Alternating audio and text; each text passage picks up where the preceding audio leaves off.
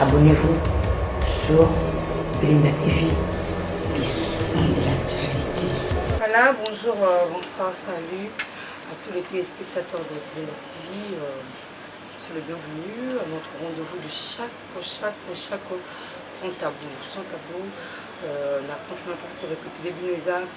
Émission mon cause vidéo tout ça là on a ko sungana tout le belara santé tout le belara sexualité en tout cas tout le belara vie en général sans tabou tout ça le bon bâti tout ça le caché té le yako zipa pété donc sans tabou on a là quand même astuce le blog monsieur na ça par expérience ou épaissir un résultat il y a bien mais la bien en haut et ça au blog ça vraiment moins cher. Écoutez, même pas, bon et non. Donc, astuce, ceux qui, tout ça, comme cher, peut-être cher, on a besoin de 4 $, 4 €, 3 €. Tout ça, on a centimes, tout ça, on a 1 €. Pour dépenser, écoute vraiment thé. Pour dépenser thé, je dirais même. Parce que l'autre, tout ça, les gens, on va cuisiner à l'issue. Tout ça, on va tout ça, tout là, c'est le mot maison. La recette moro maison. Donc ça on a ndako nous sent que banda. Ndako nous une solution na seconde alors. Na seconde sans tabou. Il y a mo as vous posez une astuce, vous posez l'expérience moro sala, mon réussi ça et simba ko hésiter et à la côté santé, côté sexualité, ko hésiter té. Comme la mission na page na biso Belinda TV sur Facebook. Sinon qui m'emba on a WhatsApp numéro affiché wana. Comme les bisous sur WhatsApp, les bisous au salaki wane puis que résultat malamu comme ça bisopé tout ça là on a rien on dit bossa ba tout bazwa na biso na roloba peka ndeko songolo par une expérience na ye nde asalaki loko bisou ko sala ngo parce que ça qui résultat il y a bien nguli kadima merci déjà pour l'image. Merci à toi. Les gens vous nous rappeler comment garder nous autres propre. Nous avons plus de ma partie intime. Ma vidéo monsieur les cas qui te le bel qui comment garder sa bouche propre, comment éviter une mauvaise haleine, comment il faut nous corriger la partie sensible des autres.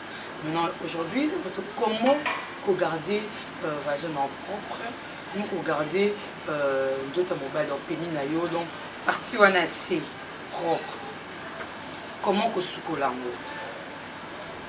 Tout ça non côté ba maman foyer ba que ce que vous dégagez partie na C et dégager ma casse il y a on a monoko ça va partie on a nzoto eza monoko vagin puis na baisel dans ma peka ce que vous a bon vous en ba odeur wana batu ba okima inga lo so batu ba kimo bien parce que partenaire non ça la nini on bon mari chaque jour alors to bima tout ça na astuce tout ça na méthode tout na ndenge ya usala pour na kubima na biloko mususu oyo mona ngo difficile zo na ba kisi que na ba hôpitaux bon mona échange raté or quand na cuisine quand na ndako no ka yo moro ko lutter contre yango voilà vous apportez à ma maman comment laver son sexe moi c'est parce que la on est dans deux parties parce que ça moi c'est dans deux parties tout en la l'œuvre où ils a partie extérieure tout en la vagin la partie intérieure. Sur la partie extérieure, où ils ont bon l'œuvre. Puis, partie où ils dégagera trop dans d'autres mois, c'est la partie extérieure.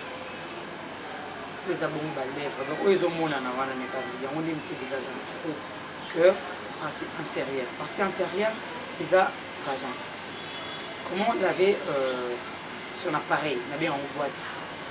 Comment laver sa boîte. L'œuvre, ils ont mis donc là, il y a certaines personnes qui ont des pénis avec sa piste. On a des pénis tout à l'heure. Baxi jeans licolo, baxi les putes à licolo, baxi sa jupe, ça dépend. Et bimi aux tambours. Quand aux tambours, là, on a boîte nausée au camp. Chaleur, ceux qui sont propres, tu sais, ils ont leur fan place beaucoup. Ils ont faut sentir en eux. Au moins, dire, tu vas toujours dégager. Comment lutter contre ça?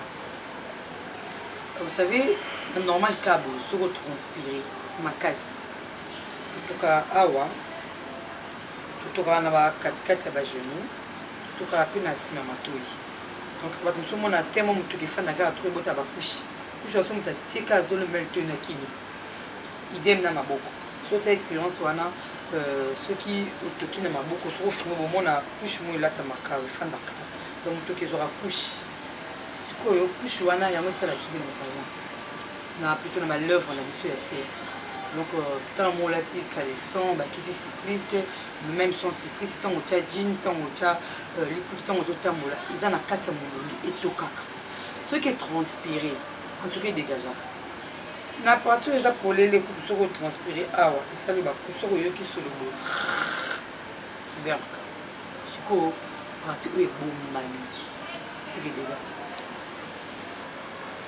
bah l'œuvre na yo faut se la bien. Comment faire? Déjà avant au tiamaï so miti déjà manza kakakumbo pemena ba livre na ba couche na sukolité et ba couche ou fan na manza. Nous sommes en couche, nous sommes vraiment propres ou à bon ça. Nous sommes en couche vraiment timide. Au moins on dirait c'est un moment bleu moi ici moi bleu le corps étranger moi ici ici là bleu. Bah tout bas à propre vraiment ma casse c'était pour y bah tout ça pour être sur le tiers carabo. Moi puis dire il faut dire ouais saleté bien fait dans celle dire c'est dangereux. Vraiment dangereux. Premièrement position ni au ballon sur là. Il faut à la copie. Et un bassin je sais pas sur comment la côte na douche à salir. 4 heures du temps, 1 heure du temps, 2 heures du temps. Tu dis où mais le programme maintenant ce qu'on a fait. Même ça côté 3 sauts pour ce qu'on a fait pourquoi 3 sauts pour ce qu'on a paré 3 sauts. Pourquoi aux années vous êtes 10 sauts sur yebi méthode T sur yebi comment faire T à tout 20 sauts na C nous avons la sauts. Ils ont coûté question à 20 sous, même pas à 4 sous, même pas à 2 sautés. Une des questions à méthode. Comment faire? Nous sommes en chocolat. Nous tenons moi aussi à Zad debout. Du chorizo à l'écolo, à 8 bon, à Zad des bords. Non, non, non. Où c'est l'autre?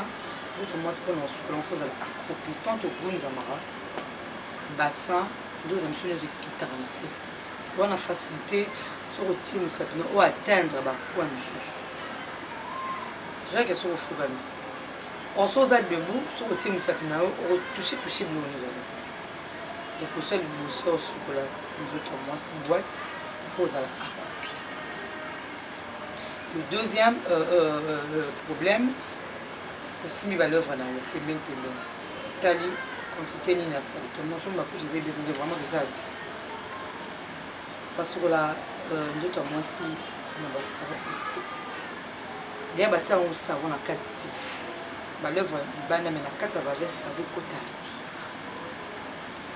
Donc, vous avez même savon à bébé. Nous avons là, extérieur, pas intérieur. Vous avez un gel de douche. Il y a bana. Parce que il y a bana, il y a acide vraiment thé. Par rapport à la micro. Comment faire? Aux yeux, soit gants maillot, soit caleçon à oral. Tu as un maille, aux yeux mouillés, aux yeux aussi, mais soit savon sur les airs, si mais en cas, c'est beau. Soit aux yeux gel, gel à banane, ou sur la partie extérieure, antérieure. Extérieure, ça va lèvres. Il faut frotter dans la lèvre. Les 2 lèvres. Là, 2 lèvres, il faut y aller, il faut frotter ça aux huiles nuka. Gratter pour tout parce que la partie sensible et nous autres on casse le rôle à la maison. On a bien un cas pour taper quand on raté. Si tu as un cas ma casse. Je cas quand on a mis ça au mouillé moussapna na moi j'ai le douche à bana. Pour que la partie de banda extérieure on zo pembeni wana ba lèvre menene qui na lèvre miké je l'examo rincer na mai okotisa na kati ya vagin eza libanda rincer mai ozosunisa ya pamba miko ograte pembeni so monika bakole ezokamama orépéter même chose osali bongo olandi vraiment mouvement osali obwaki mai normal mai ya moto te mai vraiment normal obwaki rincer jusqu'à ce que soki osimbi okomona eloo te wana olongi donc mauvais alani nde tolobaka na lolemo eza nde mona se ka nde lolemo ekangama sali te nde mpe na balèvre ase ekangama sali te donc olongoli yango wana oréussir déjà odeur okoti na deuxième partie po eza bongo vagin cher ami maman jeune fille vagin batingo savon te deuxième partie na biso ekotaka savon te kaka mai ya pamba ozo introduire maboromo nga asela misapi oyo narepete na bavideo nanga maman misapi oyo eza mieux ya kosalela mpona kosukola nzoto ya mwasi eza oyo nga soki oyo nazala na difficulté nango yo nasela oyo ça dépend yo boso omoni ke oyo ozala difficulté okoka oyo okende nango se problème eza te oyo elekaka nyonso na molo eza na facilité ya kosimbasimba partout nga nasela wana yango natia yango vraiment banzaka te ozobwaka mai na ozokotisaka mosapi na wana ozobalusa eza na besoin to kobimisa biloko to eza na kati te parce que biloko ezala na kati wana mosusu baliquide mosusu bagene mosusu eza important yango nde protégeaka vagin nango biso ozwi kantine mobimba ya mai obandi komikotisa misiba obimisaka biloko to eza na kama ozoboma nzoto na mwasi te ezotikala vide ezotikala na misisa te ezotikala polele ntango ozobimisa oyo oyo bakole nyonso ozobimisa non ozoexpose vagin na yo na bamicrobe ebele na bamaladie maladie ebele pourquoi parce que babiloko eprotégeaka vagin yo ozobimisa mpona omona so obimisa yango nde propriété yango wana non solo eza na ebandi na partie extérieure partie intérieure eza edegageaka solo te banda kotia mosapi na kobwaki mai ozotia mosapi na vagin soki oza baperte blanche ebele osentir yango mpona osala méthode na biso ya citron mpona ebenda yango bavideo eza wana e bacommande tiri baperte blanche na yo parce que awa toza na besoin dépense te toza na besoin pharmacie ka ateki bimisa ma recette maison oyo ekosunga baperte blanche no ebele soki ozosimba na kati omoni baperte ozobima ebele osali na yo méthode na biso tosalaka ya kama koredresse vagin mpe kobenda baperte blanche osali yango il y a certaines personnes, certaines femmes, filles baforçaka vagin na bango donc forcer vagin soki otie mosapi na yo omoni ke ekoma ntina suka te suka wana kofungola nzoto na basi te bana mosu omona aza vierge basi afungwama ye moko amifungola ayebi te parce que moi non mpona azala solo te fona azala propre makasi wana ifo vraiment nakotisa pena misa basi o ntango azokotisa bango azofungola nzoto ne moke moke mike yo kuta mbali mali boso abi naza vierge mbala akota boye akoti mwa mikakatano mingi te akombe na badutu mwana aza vierge me nakoti na mikakatano mingi te okoki midevierge yo moko na misapi na yo a force ozomi introduire makasi singala mpe ezobenda na mama mwana surtout baparent lelo sexualité ekomi tabu bokobetela yango bana te bana bazoyoka libanda bazopratique or c'est pas bon c'est pas bien biso faut tosunga bana biso moko biso bachapa maman so okoti misapi mais omoni ezocontinue ezokende kaka makasi yebe oza polele ntango ozokotisa misapi na deuxième partie so osukola nzoto vagin so okoti misapi ezokende mbala kiba vraiment oza polele alors pour récupérer yango kende mbango na video na biso ya comment redresser le vagin ebenda yo ozongisa le vagin nango normal mai kaka ya pambe esili c'est fini otelema ndiko osukola nzoto no normal esengi yo cantine mobimba ya mai te esengi yo 10 cantine ya mai te mpona koreissir donc méthode wana nde moto kosunga yo ya koreissir comment kosukola vagin na et puis jamais okosukola anus na yo avant sukola vagin avant sukola partie ya liboso jamais babandaka liboso pourquoi parce que anus eza babactérie moko dangereux eza microbe makasi parce que tara eza dépositoire soki obandi na nsima déjà maboko na yo ba micro monsieur ça déjà aussi mi tikalo na maboko ton yo tion liboso be koti parce que partir liboso ça sensible kesi donc faut se connaître liboso après yo ko se connaître sima vous savez na scène biso moi c'est comme mon bali nous avons un espace mon pomo ils en a scène biso donc c'est l'expérience wana ceux qui aussi bi na c'est entre amis na ba sexe na biso au monde à moi singa mo espace mo za donc zamba ça qui on peut kabola biso ezabilo mo amis sur l'homme sous vagin pénis et l'homme pour on il faut la propre marquage donc on uso chocolatier attention à yo na pont wana so salité ça kana pont et ba automatiquement il y a le boussu et il y a le boussu moi si papier hygiénique c'est bon mais on la conseille toujours moi si so qui a grand besoin na yo c'est là toujours maille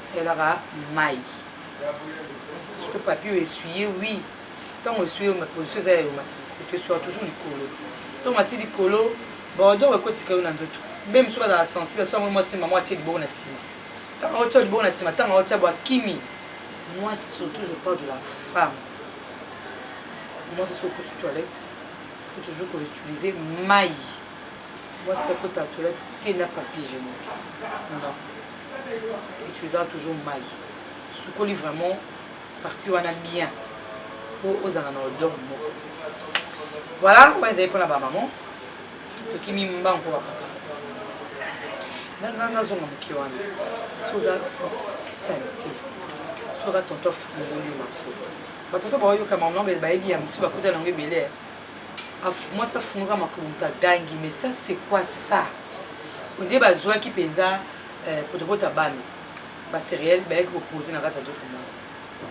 yo kapoto pote fandi wana le muto tu ko suko ani peut faut suko la très bien parce que les arons pembe na ngoza na ba sisa moko ya banzila nzila moko et kangama toujours saleté il faut vraiment qu'on frotte bien qu'on attend en cima qu'on attend yo mon on dirait bon d'abord qui kamaï c'est bon mais sauter et suivre tout tes papiers au moins sous saleté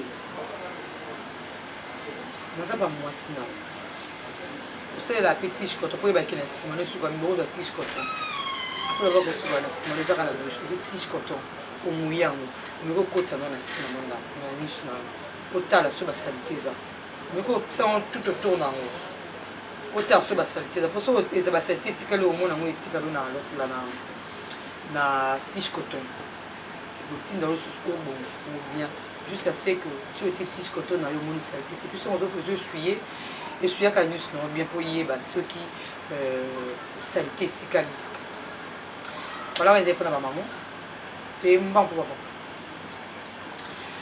papa père dégager ils ont le mot de ça la somme ça la manili et que mobala le mot les lamba ou qui sont la mongi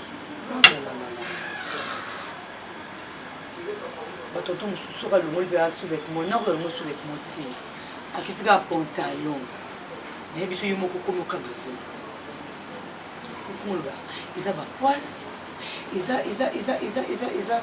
non avec quoi entretenir tu éviter comment laver ça et même moment la place soukoler mayo mieux que la sola mais na soukola mai mingi nini ça raccord ou donc où ils la façon non c'est pour la mai mingi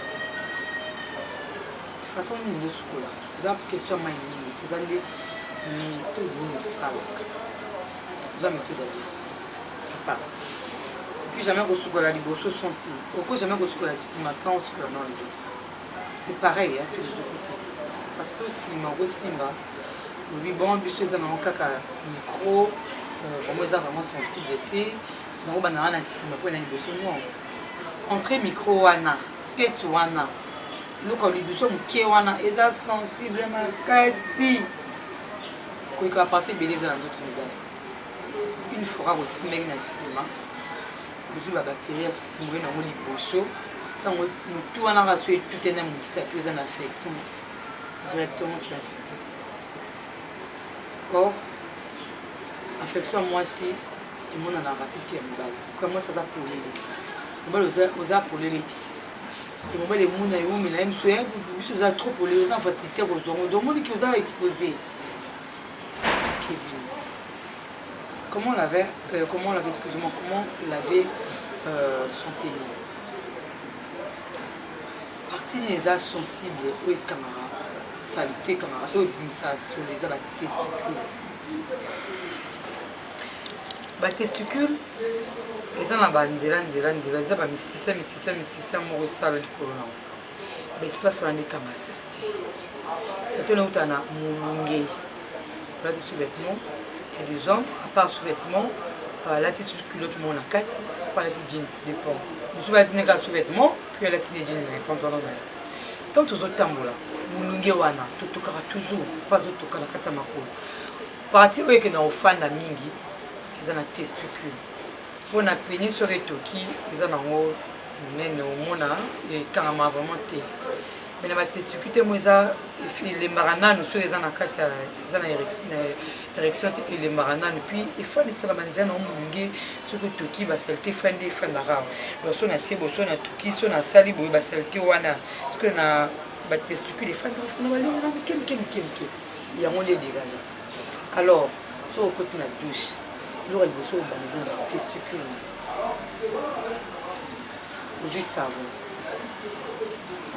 antiseptique pété ozwi frottoir linyuka même gant omuse yango na gel de douche obandi kofrotte yango mpena kolala kofrotte donc ozonika mpenza chaussette na yo ozozwa mpena ton wana frotte yango vraiment na bapembeni na bakatikati donc frotter testicule vraiment bien ok soki osimba omona yango mpe eza na basalite soki napemene na mondo soki otie bomona meme basalite mpe eza kasi komona ke soki ozosimba yango ekomi lisse olongi odeur wana odeur eyaka kaka na bapoil te parceke bavideo kolanda na sa bino importance ya poil fo ezala obe ezala te toyeba yango na video kolanda baya koloba te ke naserazaka mingi parce que nasesandaki ma solo mposo na toki molunge wana non bapoil esala nango solo na nzoto te surtout na se je parle naza na se après wana oniki micro na yo wana ezala nango te oke na nus na yo il faut onika yango be eza pe te ke oza na mobile na yo parce que bamiso balimitaka rapport sexuel so mona miso bayoka yango soni azolimite. Or, il y a des gens, à cause du suicide, même anus, ça fait partie de ma sentiment. Et puis, ils ont la dimension mon boy, ils ont expliqué bien mon boy, t'es sur ça dans le temps. Parce que c'est ok, wana, du coup, t'as des dégâts. Ça décourage. Il y a des gens qui peuvent bien, il faut introduire une certaine anus. Comme moi, c'est comme mon balle. Parce que moi, je tiens même cette anus. Tant que des dégâts. Nous sommes au des dégâts. Or, on a ces sentiments, ça arrive. Il faut être toujours propre. Toujours propre. Quelqu'un est disposé à m'ingater. M'ingater à la limite, t'es dans notre nayo. À ça la news ou ezoé là. Inspiration news ezoé là. Arriver au salon. Mais ça, ça dit, ça propreté mon nous à limiter. Alors, to misala na ba limite to soigner partie wana parce que rapport sexuel eza moment moko boye oyo esalaka biso nyonso bio tozongaka vraiment bana oyo esalaka vraiment parmi babiloko bien eza mapesa biso na mokili wana ezofika ezali nde tolinga kolia nde toyoka elengi na kolia nde toyoka mpe elengi na makambo alors fo ezala vraiment otalaka baservi yo biloko olingaka na sani esali te tozalaki na petit olia kaka mais olia tiki olembola sani non même soso simbasimba biloko likolo parce que sani wana eza epeso ya petit te mais comme eza biloko olinga okomi kosimbasimba or eloko oyo olinga fo olia na sani ya bien donc tana osalaka mpo fo nasala yango eza bien non nazolia biloko nalingaka bien singa wana biso nyonso toza nango mwasi comme mobali na so esengisaka beni na anus fo ezala propre faut se relancer parce que saleté ou ta simi ko fana bon maman pe wana faut relanela yango bien et ça la biso bien voilà c'est la fin il y a vidéo oyo na linga ki collection comment ko garder sans sukola bongo au tika leur bima sur le thé les autres au dégagage jamais alors jamais. Puis moi si il faut resoukolara 2-3 fois. Quand on a tout bimi na tongo, au bimi na tongo, on a la bilambo na kaleso, on a zone minu na même kaleso, mais ça dégage. Non. Sans un course je ne moment que aux en retard. Il faut toujours la légète. Donc ça c'est soulagé, on commence à la légète. Après me choisir légète. Parce que ça dessous moi odeur à des autres les puis ça moi maï ils ont là ils ont gardé toujours fraîcheur toujours aux ongles. Faut à la rappeler na protège slip de temps en temps de changer pour garder slip na yo ils en odeur té. Donc il faut resoukolara de temps en temps. D'autres moi c'est une maï trop parce que au bon mablon sous. Après rapport c'est ça basoukola toujours. Faut tirer maï ici. Non, garder nos propres boîtes propres. Soukoli na tongo, soko bimita aux zones, il faut réanimer les sous, il faut changer maquillage. Changer sous-vêtements. Papa peut oui, il faut soukola pour disposer de mon maté. D'abord, il y a des difficultés à maïma, il faut soukola, ça bien. C'est la fin de cette vidéo. Mouli. Kadima, merci pour la image, merci pour l'encadrage de l'image.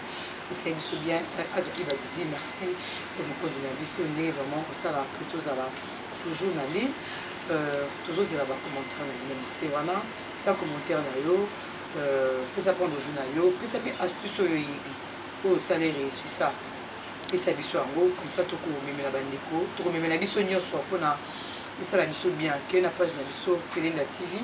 Sur Facebook, comment peut ça sinon ok na WhatsApp numéro est affiché na siwana comme il a biso puis ça soit tout autant à combo na ondo ko songolo ndé apesi biso astuce on a souvent organisé l'expérience na ngana sali et on a même des espérance tout dans ça là laisse-moi vous dire on a eu la merci à vous tout à la vidéo zolana bye bye. Abonnez-vous sur Pelenda TV, les sons de l'actualité.